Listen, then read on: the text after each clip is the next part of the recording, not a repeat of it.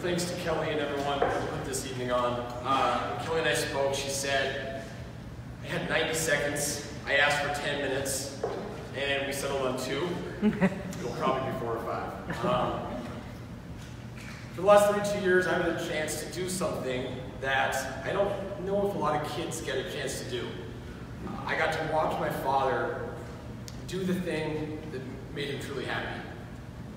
I don't know how many kids get to watch their dads go off to work and do a thing that brings them such joy. And I've had a chance to watch him do that. And that's been pretty special for me as a son and as a player for him. I want to quickly thank 3 people that I know he's going to thank, but it's very, very important that I thank these people because they've changed my dad's life. Nick Hallett and Jim Hogan said yes to going on this journey with him in 1999. Thank you guys for having faith in my dad to be a part of this. His legacy, and I know he'll say this, he shares it pretty equally with those 2 men. Nick coordinated some of the best offenses in NAIA history, one of the greatest offensive minds in football, and that's not my opinion. He and my dad were great complements of each other as far as coordinators. And anybody who knows Carroll football knows that Jim Hogan was the heart and soul of that program for 20 years. So thank you to you guys. And thanks to my mom. A coach's son gets a really unique perspective on what a coach's wife goes through, obviously. And she's the greatest mother, wife, and member of the Carroll team we could have. I know when Coach gets up here, he's going to deflect all of the honor that's given to him. He's going to deflect all of the credit. But he deserves every recognition and award there is. Kelly read his resume. The stats just don't even scratch the surface of what his legacy is at Carroll College and for NAIA football.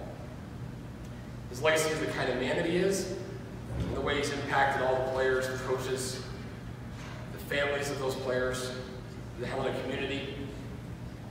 One of the things that makes me most proud of him is that he's always had the ability and the desire to grow throughout his career. He's never been stuck in a rut. And that's on the field and off. You know, on the field, he does something that I think a lot of D coordinators struggle their whole lives to figure out. He found that balance between staying true to what his philosophy was and also being able to shift according to the personality he had. Off the field, I saw him go through a great, great deepening of his faith later in his life, in the last couple of decades. And he'll probably never know what it meant to me when I figured out that those mornings he was sneaking off when I left for school and had breakfast with him, that he was sneaking off to go to daily mass. He never made a show of it, and he never drew attention to it, but it's impacted my faith more than he'll ever know. The Carroll guys in the room can give you a laundry list of Coach Van Diest-isms. I find myself saying them all the time. You know, the hay's never at the barn on Friday night before a game. If you're early, you're on time. If you're on time, you're late. If you're late, you're forgotten. And my personal favorite, Shane, or fill in another name, I'm going to trade you to Montana Tech for a roll of tape and a backup cheerleader. They did not accept the offer. In his office, there hung a sign that said, "You measure excellence by performance, not reputation." And he was able to find that balance between holding his players to the high standard that Carroll College players before them had set, and yet he also treated each senior class like they were the only one he would ever get to coach. In attendance tonight, there's a group of Carroll guys. They're all very special. A couple of them I mentioned. One of them, Joe Horn, probably a guy who better than anybody else, exemplified what it means to be a Carroll College Saint. And a couple years after he graduated, Joe wrote a letter to the current team. And my dad took that letter, he laminated it, he hung it on the wall on game days. I used to walk by it every Saturday before we went out for kickoff and glance at it, read a couple lines. And I'm not going to quote from that letter. Some things deserve to stay in the locker room. But Joe talked in that letter about what it meant to put on the gold helmet, what it meant to cross that white line with your brothers. And that's because of what my dad instilled in that program. I'll close with this. We like to joke that my dad does not have hobbies outside of football. And retirement is sort of a scary prospect, not only for him, but for those of us who get to deal with him on a day-to-day basis. I want to tell you why, though. He does not lack hobbies because he has a lack of interests. Coach Van Diest lacks hobbies because he's a man of self-sacrifice. He made a decision many years ago to make his faith and his family and his love of football the three primary focuses of his life. And a lot of people say that. You hear that thrown around a lot, faith, family, football. He lived it. He cut out hobbies, he cut out desires, he cut out things that most people do on their days off so that he could live those three things really well. In his retirement speech, he said, the only two titles I ever wanted were coach and dad. I would add to that husband and great man of God. And he's lived those four titles masterfully. So as he transitions into retirement, and whatever comes next, if anybody needs a good D coordinator in a year, maybe give him a call. My mom might be kicking him out of the house at that point. But I can proudly say, as his son, but also on behalf of all my brothers that wore the gold helmets at Carroll College, thank you for making us the men we are today. So I love you, Dad, and congratulations, Coach.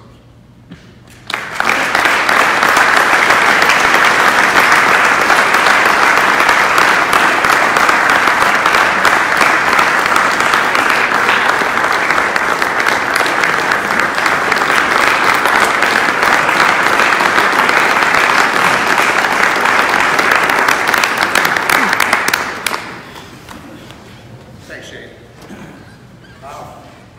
Those that know me probably understand why I'm going last. There's a reason for it. So if you're not from Carroll, you can leave anytime you want. But the Carroll people, you have to stay for the night. Okay? Just got to be. Congratulations to Lynn, to Rory, to Paul. It's awesome. Reading your bios and what you did as players is just truly amazing. That's what makes football and college football such a great sport and the best sport that we have in the country, without a doubt. You got a chance to meet a lot of the Hall of Fame coaches here tonight.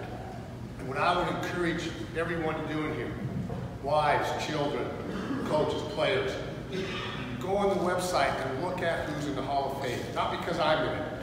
Go and look at the names that you saw here, but the people that stood up tonight. But then you add Coach Sparks and people like that, Coach Tolley, and then maybe one of the greatest ever, Eddie Robinson. I had the great pleasure when I was coaching at the University of Wyoming. We played Ohio State one year in the Eddie Robinson Classic, and I got a chance to meet him on the field before the game, and that was really a highlight of my career. And it was amazing to meet him. And then look at the players. We met three of them tonight. And Eddie Evanstons, great player from Georgetown. I think won 3 National Players of the Year. And you look at Hoagie appreciates these names: Buck Buchanan, Roosevelt Brown, David Craig, Jack Kemp, Willie Davis. There's some great players that played in the NAIA, and I think the NAIA with Austin and Kelly and the leadership up there that were celebrating that more. The American Football Coaches Association is just that. It's not the NCAA and the NAIA. We're all part of it. As all of you that have been successful, and there's so many of these coaches in here tonight and players too that are going to be in the Hall of Fame. My friendships with Bill Cronin is awesome. We played them in 2000, our first time in the semifinals back there. Thank you, Mike Femias, for nominating me.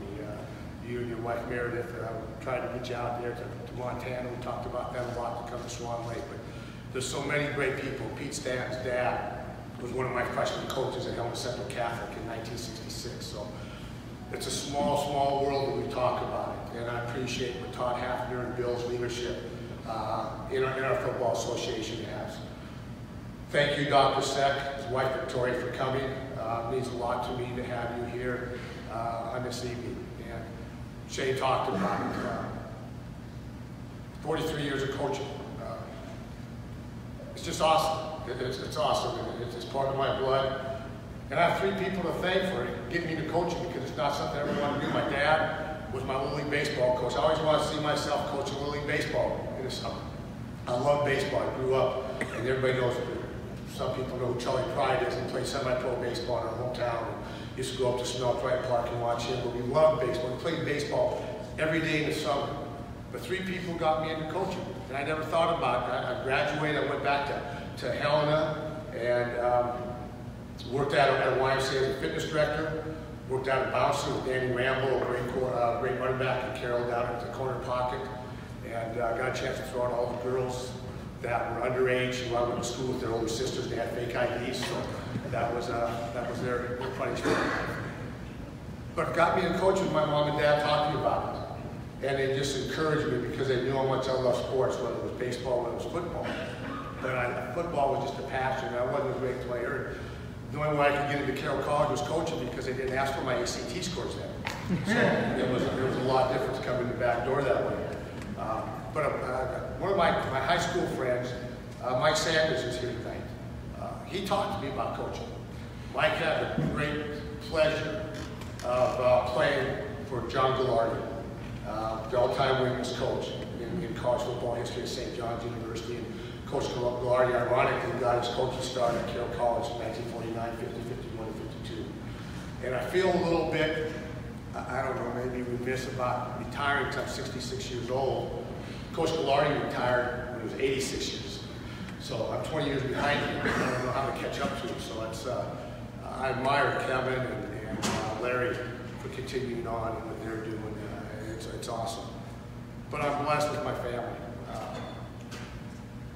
Heidi knew me as a coach before we got married, but she didn't know what she got into until her honeymoon when I took her to Canada, Paul. We went up to Alberta, we went up to Banff, and then I took her over, which I thought was a great, great honeymoon bonus, the first indoor game at BC Place. BC Lions were playing. And I took her to a game over there, Little Chess, to watch football. We're sitting there, and I was a D-line coach at the University of Montana at the time. And we're talking. I said, okay, Heidi, you act like you know a little bit about football, and you act like you know what I do. So I said, tell me on the defense out there, the BC Lions on defense, which guys do I coach? And she says, well, you coach the D-line, those guys down there in the D-line. I said, yeah, but there's, which ones? Exactly, which ones do I coach? She said, well, those guys are right in front of the football. I said, well, there's 5 of them, which one do I coach? She says, well, all of them. I said, no, I coach those middle 3. And she looked at me, disgust, and she said, you work 80 hours a week and you only coach 3 guys? She says, you're kidding me? I said, you have no idea what those 3 guys are like. 80 hours probably doesn't even do it justice. But that's the kind of wife she is. She bakes, she cooks, she serves dinner, she makes treats for the players. Our home is opened up. She's wonderful. And it's been awesome. It's 36 years going on, and that's all we've known together. Our trips, our vacations are around our son, Shane, who had the fortune or misfortune having to play for me. That was his purgatory on earth, coming to Carroll College and being a player for his dad. My youngest son, he took a different route. He went and played a sport that I had no idea what it was about, and that was hockey. And he's playing college hockey up at St. Norbert's in Green Bay, Wisconsin. Us being Packer fans, it's great because he lives probably about 5 minutes from Lambeau Field, and we got a chance to go to many games. So family is important. Faith in our family, and I know a lot of you have coached against on the sidelines and across, and I know how well you treat your players, your coaches, and that type of thing. And families is great, and very blessed to have a wonderful daughter-in-law, Laura. We've been married for 3 years, coming up here on January 9th, and our little granddaughter, Cecilia. So it's pretty special, and I get a chance to watch Clay senior year playing football because you get an opportunity as coaches to have all these parents come and tailgate and see their sons before and after games and spend the night with them and go to dinner. And as coaches, sometimes we give that up. But I know what Shane talked about, Shane and Clay on bus trips when they were young growing up. I got to take them to work. And I don't want to know what Joe Horn and Jeff Van Heel and Regan Mack and Marcus Spahn would talk to about the back of the bus. They were back there too. And so I know what that is. That's a great thing. I'm very proud of Jason Petrino, who was our captain of our first team in 1999 and coached with us for 3 years. And he just won the Conference Coach of the Year at the Frontier Conference. And I'd like to have these guys stand up. Former players, coaches. Isaiah, you're one of them. I want to give you guys a big hand.